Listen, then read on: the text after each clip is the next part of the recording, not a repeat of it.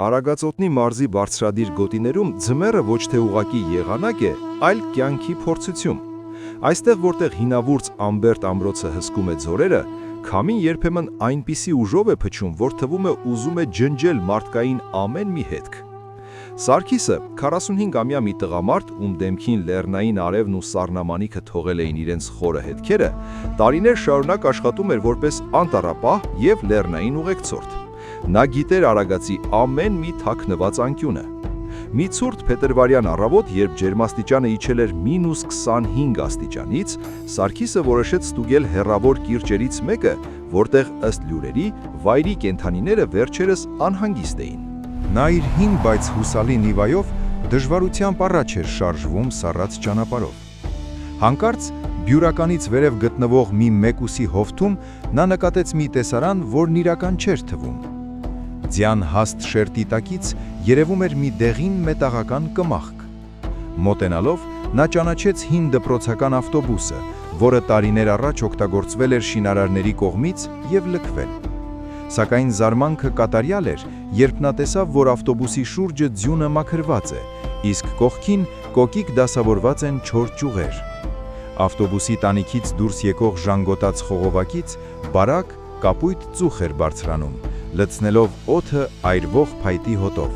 Սարգիսը զգուշությամբ մոտեցավ եւ թակեց երկաթյա դուռը։ «Ով կա այդտեղ?» կանչեց նա։ Դուռը դանդաղ ճռոցով բացվեց։ Շեմին հայտնվեց մի երիտասարդ կին։ Նա հագել էր մի քանի մեծ սվիտերներ, գլխին ուներ բրդյա գլխարկ, որի տակից երևում էին նիհարած դեմքն ու մեծ խելացի աչքերը։ Նա չվախեցավ։ Նրա հայացքում կար հոգնածություն, բայց նաև մի տեսակ տարօրինակ խաղաղություն։ «Ես Սարգիսն եմ, անտառապահը», ասաց նա, ցած դնելով ձեռնոցները։ «Դուք այստեղ մենակ եք?» Աղջիկը թույլ ժպտաց։ «Արդեն 360 օր է ինչ մենակ եմ, Սարգիս։ Իմ անունը Անի է»։ Անին Սարգիսին հրավիրեց ներս։ Ավտոբուսի ներսում տիրում էր զարմանալի կարգուկանոն։ Նստատեղերը ծառայում էին որպես դարակներ, որտեղ դասավորված էին չորացրած խոտաբույսեր, սունկ եւ հատապտուղներ։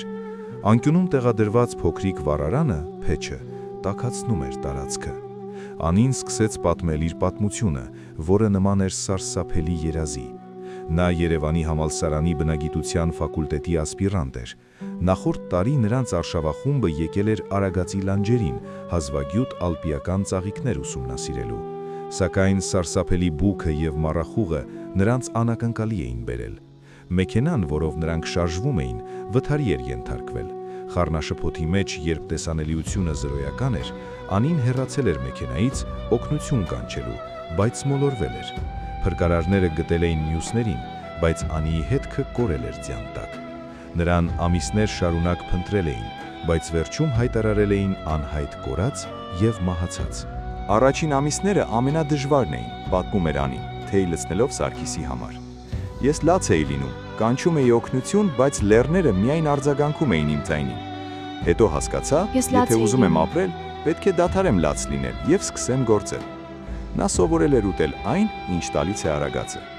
Գարնանը նա հավաքում էր ուտելի կանաչիներ, ամռանը հատապտուղներ, իսկ աշնանը պաշար էր հավաքում ձմռան համար։ Նա ցույց տվեց իր օրագիրը, որտեղ ամեն օր գրում էր իր մտքերը, նկարում էր թռչուններին եւ ծաղիկները։ Սարգիսը լսում էր նրան ապշած։ Նա տեսել էր շատ ուժեղ տղամարդկանց, ովքեր կոտրվում էին լեռներում մի քանի օրից, բայց այս նրբակազմ աղջիկը հաղթել էր բնությանը իր կամքի շնորհիվ։ Այդ օրվանից Սարգիսը սկսեց ամեն օր բարձրանալ Անիի մոտ։ Նա բերում էր տաք հաց, թարմ միրգ, գրքեր եւ մոմեր։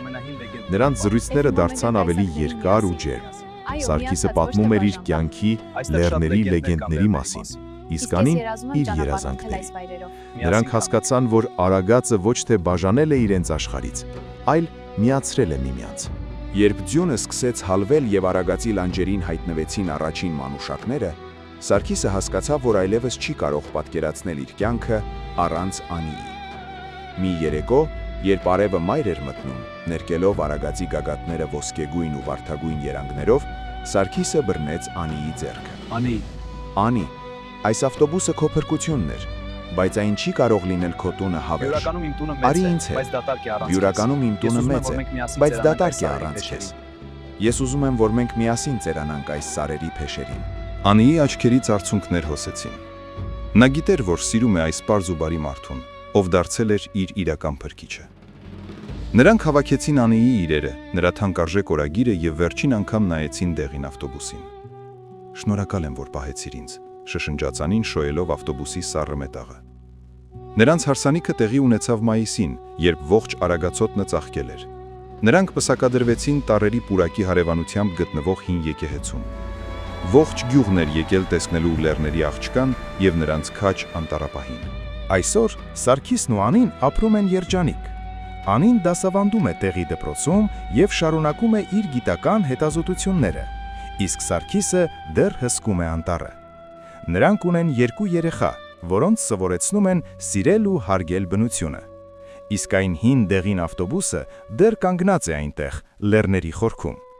Այն դարձել է ուխտատեղի նրանց համար։ Ամեն տարի իրենց հանդիպման օրը նրանք բարձրանում են այնտեղ, վառում են վառարանը եւ լռության մեջ լսում, թե ինչպես է Արագածը պատմում իրենց սիրո պատմությունը քամու միջոցով։